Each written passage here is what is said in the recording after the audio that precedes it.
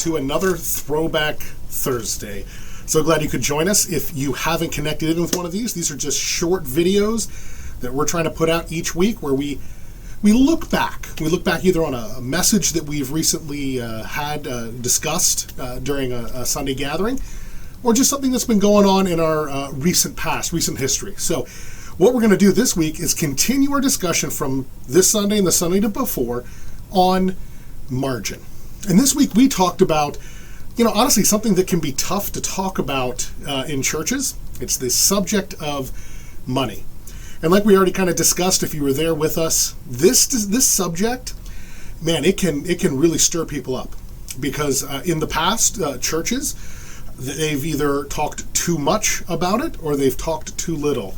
And what we're trying to do is find a balance there. And we're trying to say that, quite frankly, the Bible talks about what we do with what God has given us more than many other topics in all of the Bible. Because what we learn from the Bible, what we learn from the pages of Scripture, is that how we deal with the resources God has given us is one of the clearest indications of where our hearts are at with God, with how we view Him and what it means that we worship Him. So because the Bible talks about it, we talk about it. Because one of the things that we hold as just an absolutely core belief are that God's absolutes are absolutely good. So that's why we're talking about it. And we really had the opportunity to look through some principles, this idea again of margin. And what we talked about with margin is that margin is the space between my load and my limits, what I'm carrying and what the utter capacity, total capacity of what I could carry. It's that space between those two things. And then we also said that when margin decreases, and again, this is in relationship to financial things, when margin decreases, selfishness increases. And so does greed, and so does resentment. That when our margin, when it comes to finances, when we're living right up to the line of where we're at financially, when that margin decreases, greed and resentment, selfishness, these things all increase. And that's not good for us. That's not a good, healthy place to live. But we did say this too, that if margin is present, and if margin is in a healthy place, in a growing place, I can make room for what matters most. And what does that kind of healthy margin, what does that increase in our lives? What does that build? Well, we said that when margin increases, generosity increases. We said that compassion increases, and we said that mission increases. And by mission, we're talking about what God sent us here to do. We had the opportunity to look at several different places in Scripture, nowhere near where all of Scripture talks about the idea of generosity and finances. But there were several we went through. There was one that we didn't, which I think really ties into this area of mission. So I want to look real quickly with you at a short passage, just a few verses in the book of Acts. This is a book talking about what the apostles, the early disciples and followers of Jesus did immediately after Jesus returned to heaven. And it says this in chapter 2, starting in verse 45. And it says, "And they were selling their possessions and belongings and distributing the proceeds to all as any had need."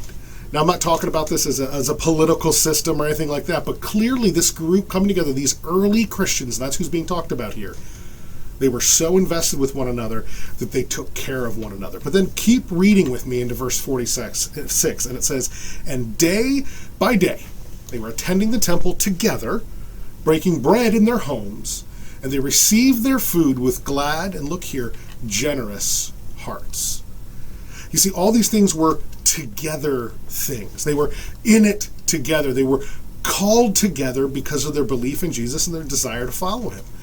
And what happened was, as they took what they had and sold it and distributed it to others, where they were taking care of one another, where they were worshiping together, when they were in each other's lives, in their homes, we see that there was a generous heart that developed. And then part of this too, of this early community of followers of Jesus, is they were praising God and even having favor with all the people. The people who were not part of God's movement, God's church, they looked at it and said, wow, pretty incredible things are happening among these people. And look here at the result. And it says, "And the Lord added to their number day by day those who were being saved."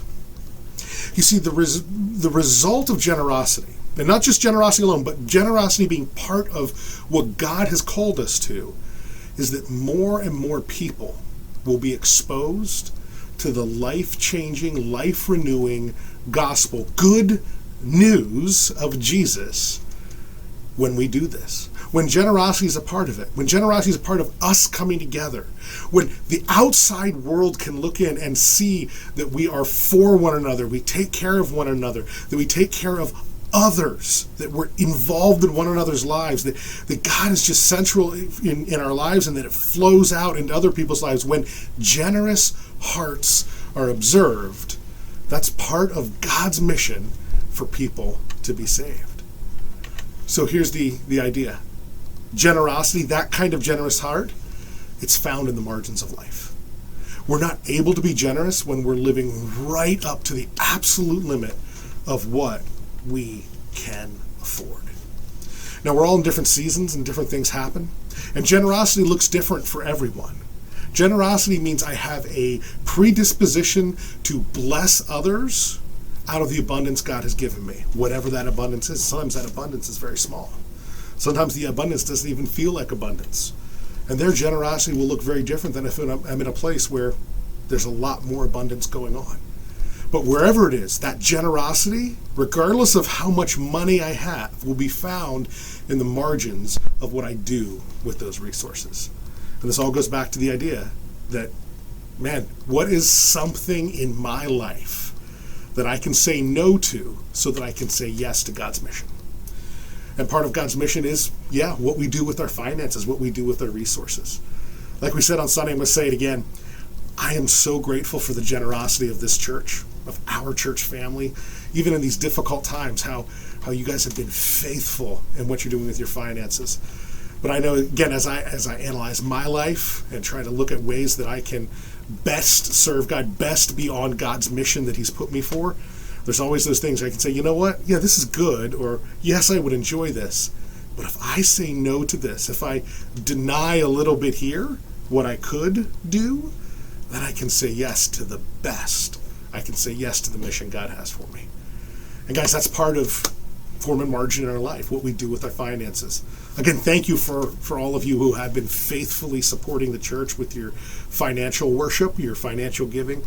You've enabled us to do wonderful things and to continue to weather the storm of COVID and be a place of blessing for so many people.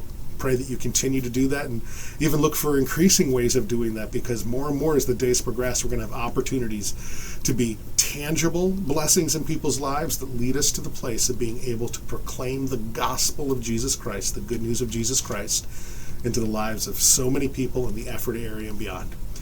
Church, I love you. Thanks for connecting in. Thanks for joining us for another Throwback Thursday with Pastor Brad. And I'll tell you this, we'll see you again real soon.